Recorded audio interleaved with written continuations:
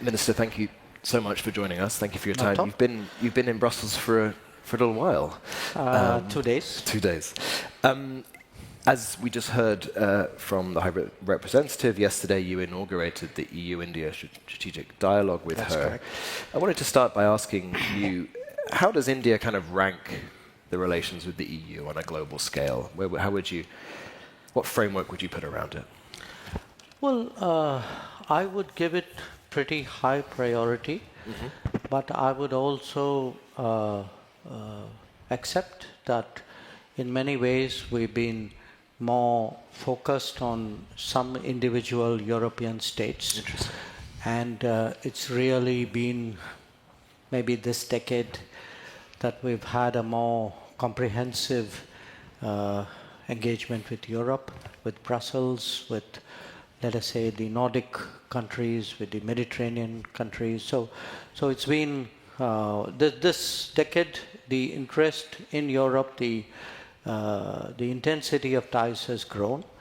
But right now, you catch us at a very important moment.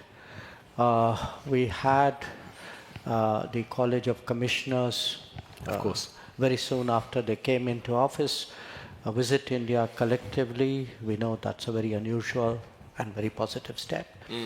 And we are really looking at deepening our ties. So the centerpiece is the FTA, of course, which has been under negotiation for some time now. But everything that I heard, including this morning from Commissioner Shevchovich, was very positive. I think we're making very good progress. But beyond trade, when we look at, we have a Trade and Technology Council with the EU.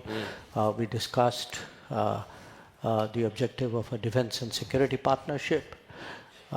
We have our version of Global Gateway.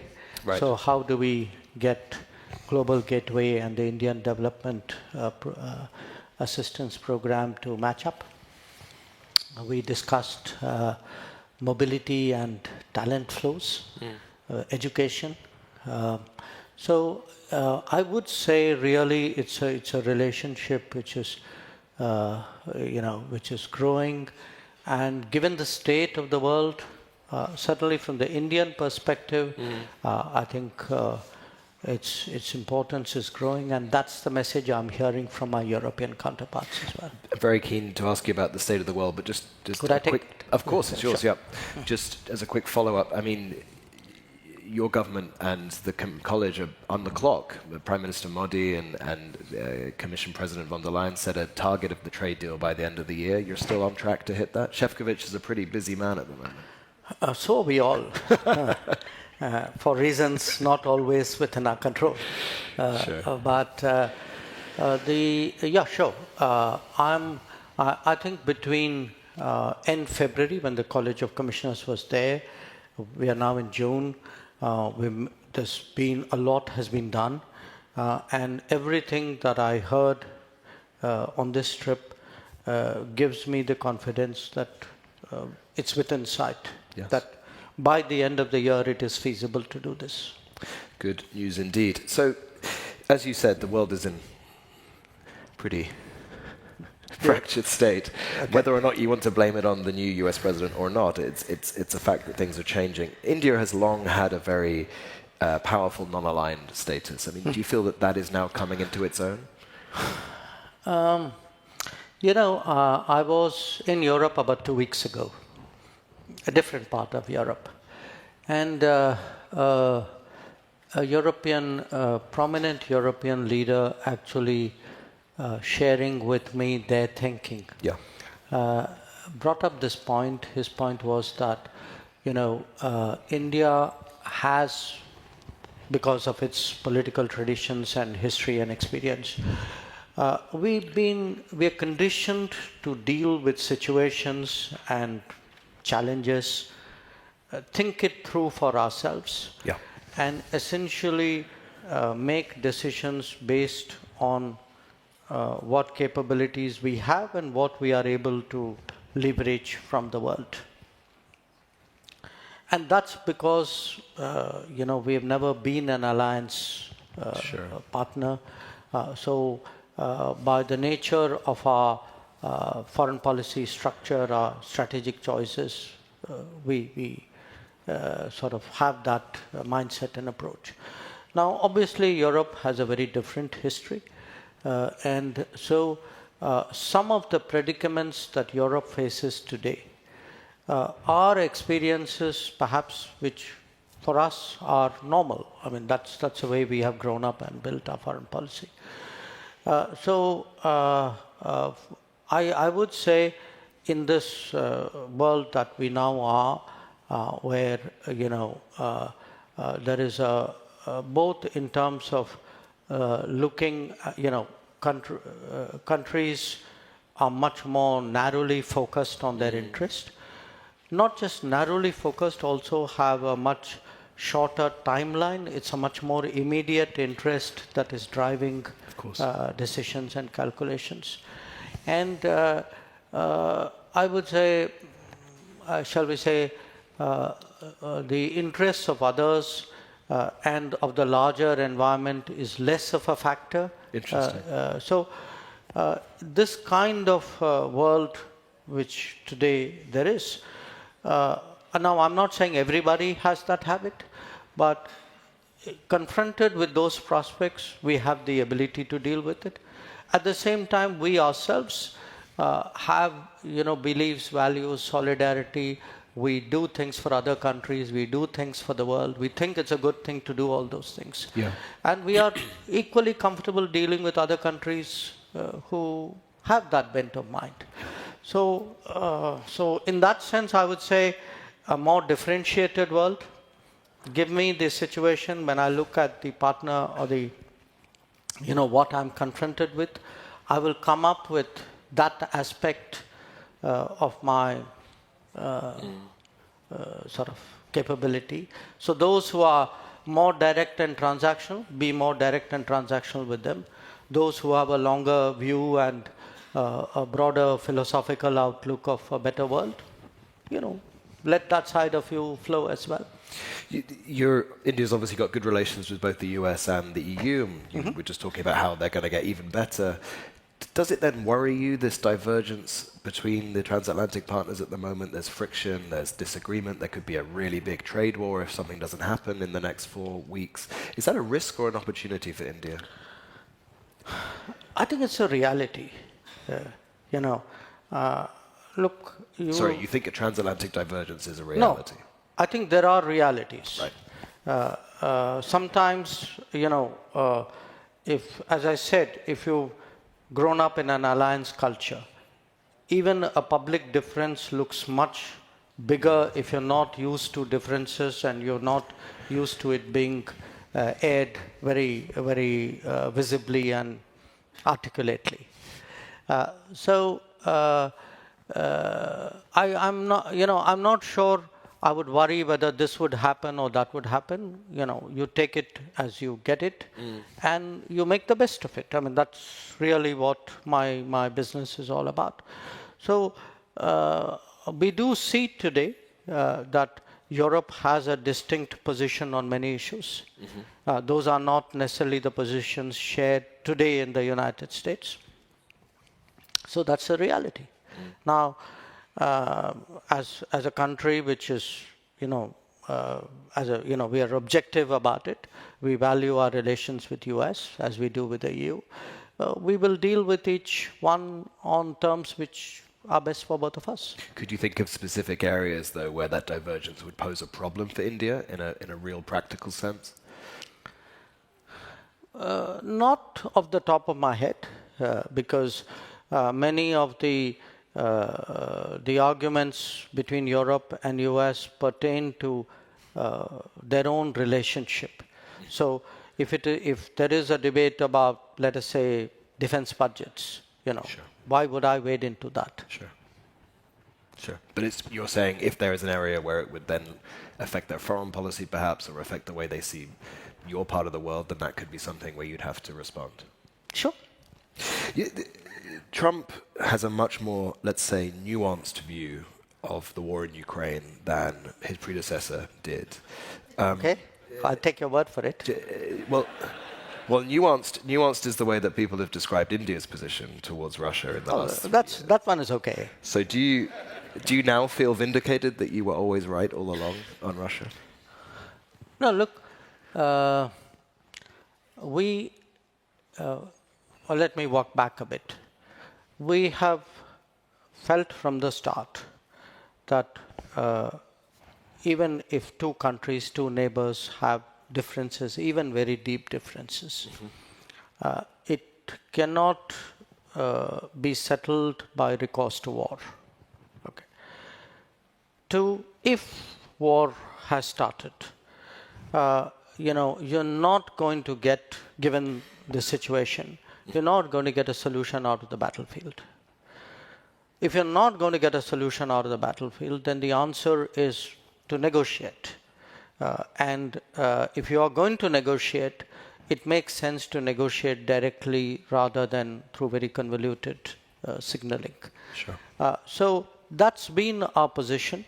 It wasn't necessarily widely accepted in 2022, but I think a lot of people have come around to that point of view right now.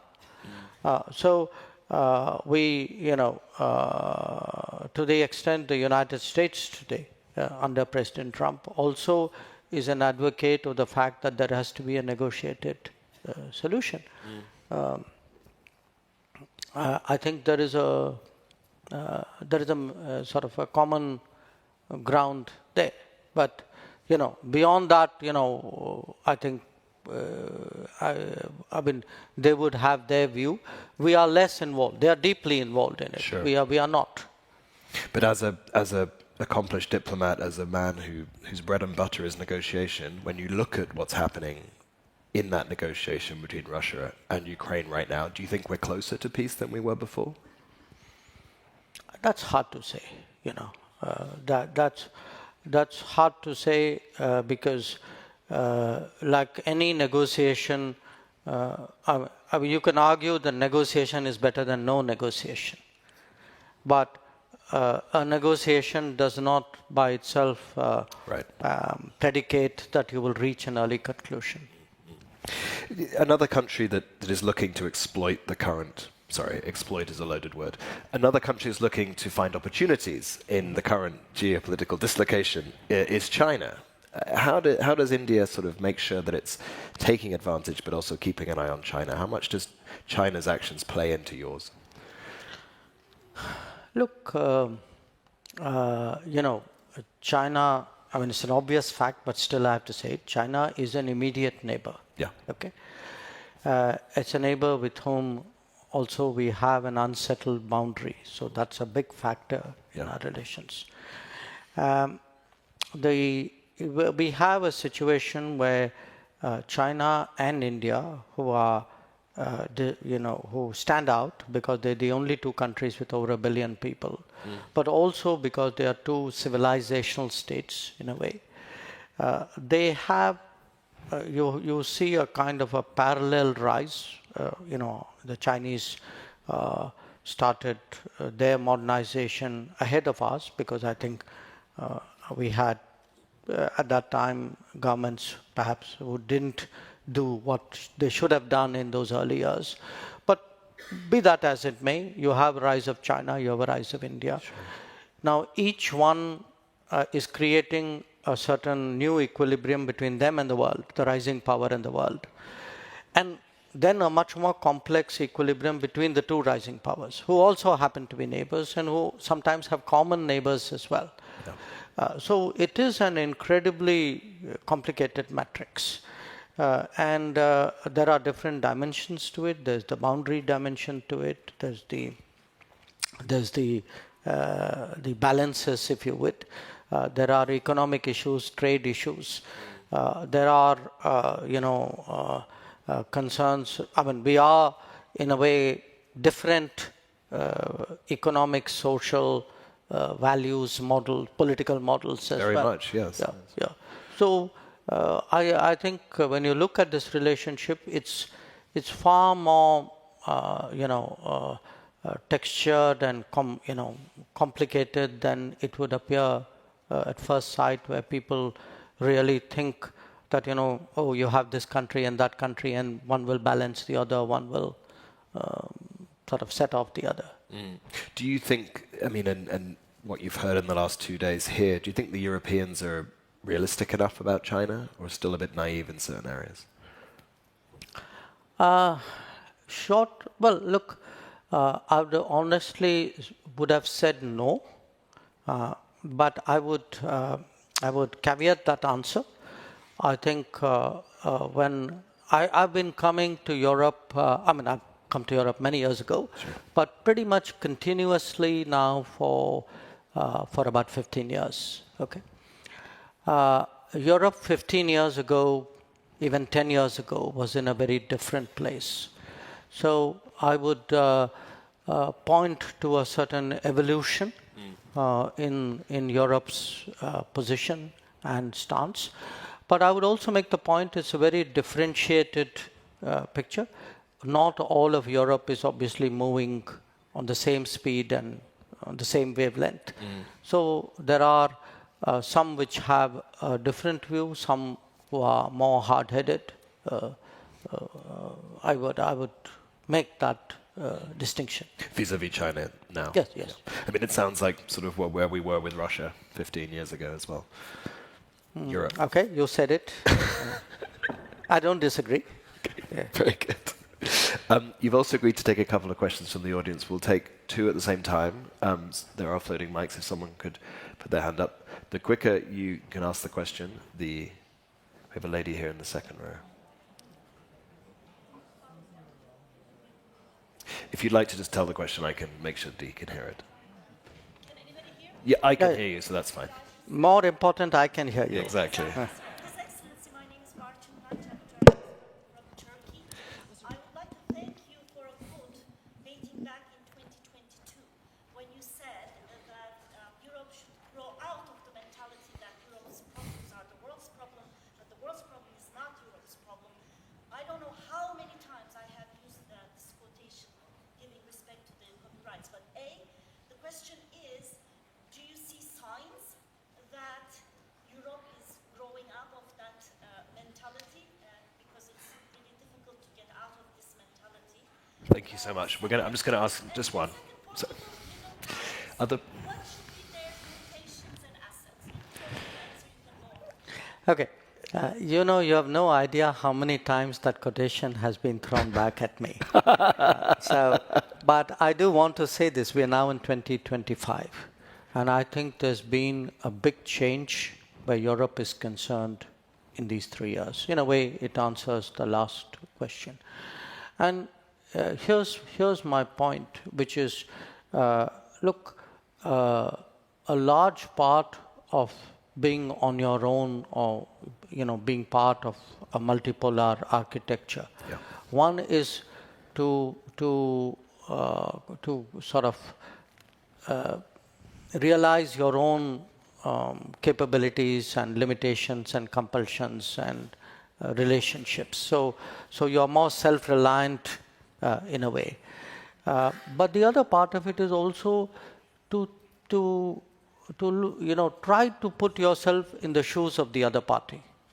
It's not easy to do. Look, I know Russia is a big issue right now. Your last observation was when you asked me.